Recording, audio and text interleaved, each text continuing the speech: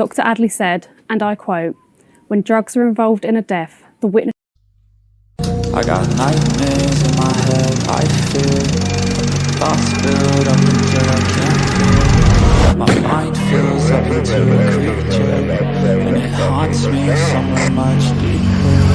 I got nightmares in my head, I fear. Hello and welcome to True Crime Rocket Science, the most authentic voice in true crime. Well, bombshells and breaking news, the latest developments which broke just hours ago at Jay Slater's inquest. It's 11 months after Jay's death. They simply raise more questions. Now we have confirmation of two issues that were clearly on the cards all along. There was a luxury watch stolen, and did this lead to an argument outside a club? The answer appears to be yes.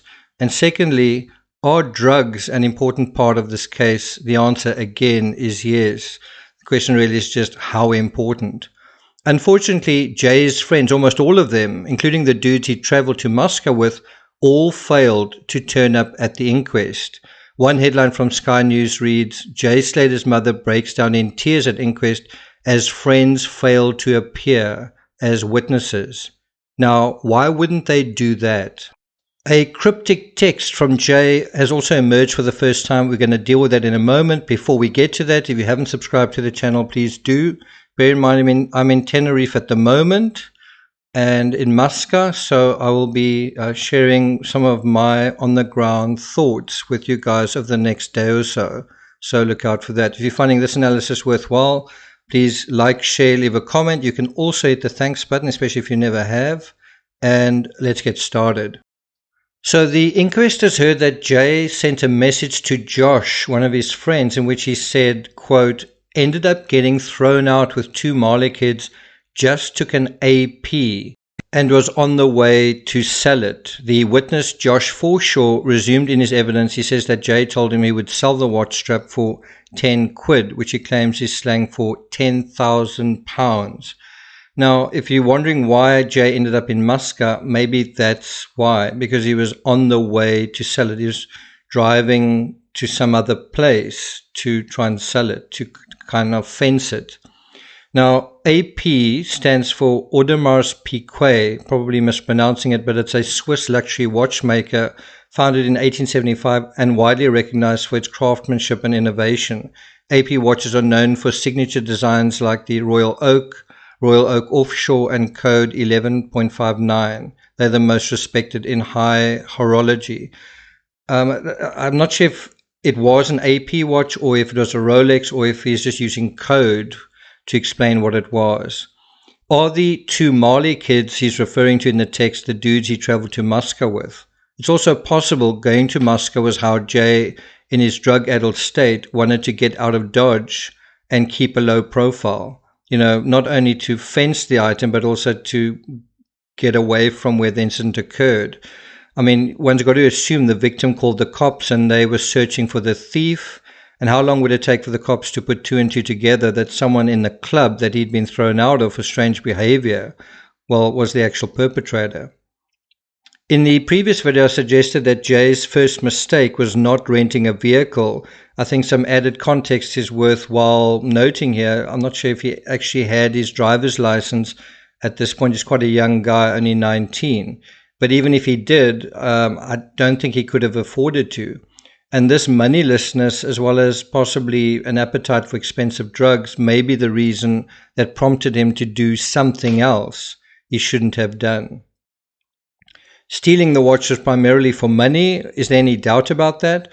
If he had money, Jay could have called a taxi even from far away remote Moscow. And wasn't that exactly what Jay was working on, sort of repairing his cash flow problem, you know, getting a pile of treasure so the party could continue?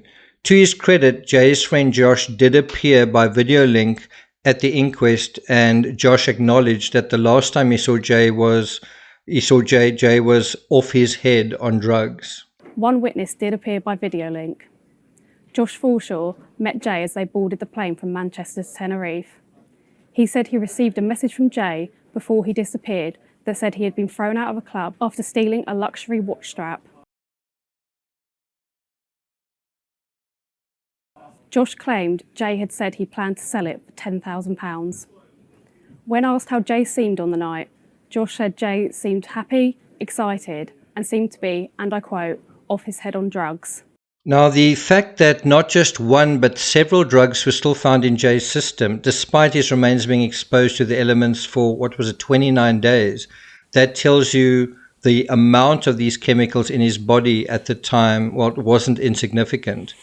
The drug aspect certainly makes it clearer why Jay may have been more susceptible to making a series of poor decisions, not just leaving the public road, not just leaving the public walkways, but heading out of Los Cristianos with a duo of complete strangers in the middle of the night while under the influence as well.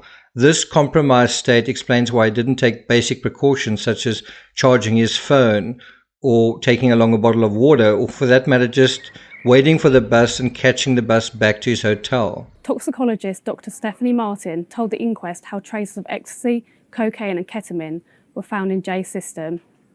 She said because of the length of time between Jay's death and the samples being taken, they were unable to say if he was under the influence of drugs when he fell.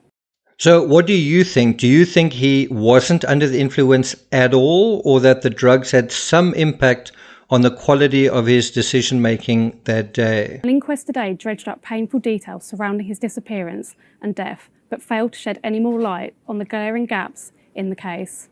What didn't help this was the fact that crucial witnesses did not attend the hearing. Lucy and Brad didn't show up, and neither did the two men Jay went back to the Airbnb with. So where we are now, 11 months later, do you see some questions persist? And I think the fact that Jay's close friends, especially Lucy and Brad, as well as those two other friends Jay stayed with on that final night, the fact that they didn't show up at the inquest confirms that if there wasn't foul play, something dodgy was certainly afoot, including with Jay himself. One can't help but wonder if Jay hadn't taken the watch, would the events that followed and unfolded, would they have done so in the same way? What do you think? Well, I'm not going to take it further than that, except to say I covered this case in detail, both in real time and right now. Right now I'm on the ground in Tenerife. In fact, I'm in hard to reach, tricky to drive to Musca, and I'll be sharing the sights, insights and sounds from my trip with you guys in the next video. Thank you for listening, and I'll see you guys next time.